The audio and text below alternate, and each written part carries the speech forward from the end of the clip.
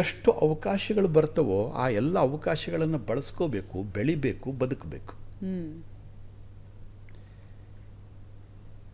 ಮನುಷ್ಯನ ಬದುಕಿನಲ್ಲಿ ಖಾಲಿ ಯಾವುದೋ ಒಂದು ಟೇಸ್ಟ್, ನಾನು ಕಾಫಿ ಕುಡಿತಾ ಇದ್ದೀನಿ, ಜಗತ್ತಿನಲ್ಲಿ ಕಾಫಿ ಅಷ್ಟು ಉತ್ತಮವಾದದ್ದು ಯಾವುದೂ ಇಲ್ಲ ಅಂತ ನಾನೇನಾದರೂ ಹೇಳಿದಿದ್ರೆ ಬಹುತೇಕ ನಾನು ತುಂಬ ಚಿಕ್ಕ ವ್ಯಕ್ತಿ ಆಗ್ತೇನೆ. ಕಾಫಿಯೂ ಚೆನ್ನಾಗಿರುತ್ತೆ, ಟೀನೂ ಚೆನ್ನಾಗಿರುತ್ತೆ, ಹಾಲು ಚೆನ್ನಾಗಿರುತ್ತೆ, ಏನೇನೋ ಅದು ಎಲ್ಲ ಚೆನ್ನಾಗಿರುತ್ತೆ. ಬಹಳಷ್ಟು ಜನ ಪೊಲಿಟಿಷಿಯನ್ಸ್ನ ನಾವು ನೋಡಿದ್ದೀವಿ, ದೊಡ್ಡ ದೊಡ್ಡ ಇಂಡಸ್ಟ್ರೀಸ್ನ ಕಟ್ಟಿದ್ದಾರೆ.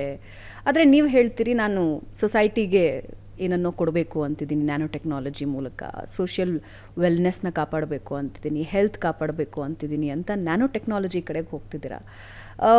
ಸಾಮಾನ್ಯವಾಗಿ ರಾಜಕೀಯ ಅಂದರೆ ಥಿಂಕ್ ಬಿಗ್, ಡೂ ಬಿಗ್ ಅಂತ ಇರುತ್ತೆ. Nano is the smallest one.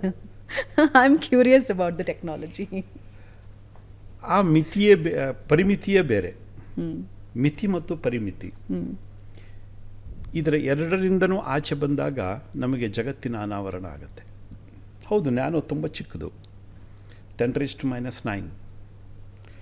ಕಣ್ಣಿಗೆ ಕಾಣದ, ಊಹಿಸಲಿಕ್ಕೆ ಸಾಧ್ಯವಾಗದೇ ಇರತಕ್ಕಂಥ ಒಂದು ಸ್ಟೇಟಸ್ ಅದು. ತುಂಬ ಜನಗಳಿಗೆ ಇದರ ಬಗ್ಗೆ ಗೊತ್ತಿಲ್ಲ. ಯಾರು ವಿಶೇಷ ಅಧ್ಯಯನ ಮಾಡಿರ್ತಾರೆ ಅಂಥವ್ರಿಗೆ ಮಾತ್ರ ಈ ನ್ಯಾನೋ ತಂತ್ರಜ್ಞಾನದ ಬಗ್ಗೆ ಗೊತ್ತಿರುತ್ತೆ. ನನಗೂ ಚಿಕ್ಕಂದಿನಲ್ಲಿ ನ್ಯಾನೋ ತಂತ್ರಜ್ಞಾನದ ಬಗ್ಗೆ ಅಲ್ಲಲ್ಲಿ ಪೇಪರ್ನಲ್ಲಿ ಬಂದಾಗ ಕುತೂಹಲ ಇರ್ತಿತ್ತು. ನಮ್ಮಲ್ಲಿ ಒಂದು ಸಂಸ್ಕೃತದಲ್ಲಿ ಒಂದು ಮಾತನ್ನು ಹೇಳ್ತಾಳೆ, ಅಣೋರಣೀಯಾನ್ ಮಹತೋ ಮಹೀಯಾನ್ ಅಂತ. ಅಣುವಿನಲ್ಲಿ ಅಣು ಆಗಿರತಕ್ಕಂಥವನು ಭಗವಂತ, ದೊಡ್ಡದರಲ್ಲಿ ದೊಡ್ಡವನಾಗಿರ್ತಕ್ಕಂಥವನು ಭಗವಂತ. ಅಣೋರಣೀಯಾನ್ ಮಹತೋ ಮಹೀಯಾನ್ ಅಂತ. ಹಾಗಿದ್ರೆ ಜಗತ್ತು ಎಷ್ಟು ಚಿಕ್ಕದಿದೆ ನೋಡ್ಬೋಣ.